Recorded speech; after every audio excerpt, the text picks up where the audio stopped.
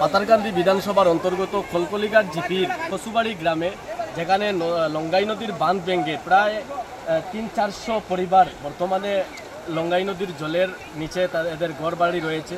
সেই সকল দুঃখী অসহায় মানুষদের খোঁজখবর নিতে আজকে আমি নিজেই সজমিনে এখানে পরিদর্শন করি এবং এখানে যা দেখতে পাই যে বর্তমানে এই যে রাস্তা, এটাই হচ্ছে এই গ্রামের একমাত্রই গ্রাম্য সড়ক।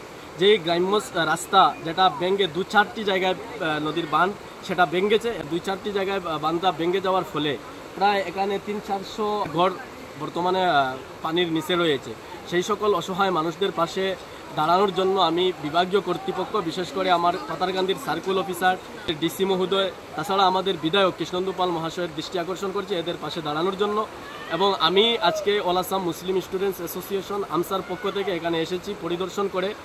আরও 2-3 দিন পর আমরা আমাদের আমসা পরিবার পুরো এদের পাশে দাঁড়ানোর জন্য আজকে গিয়ে আমি রিপোর্টটা দেব এবং সেই পরিবার আমরা এসে এদের পাশে যে লাইনে দাঁড়ানো যায় সেই ব্যবস্থা আমি করব।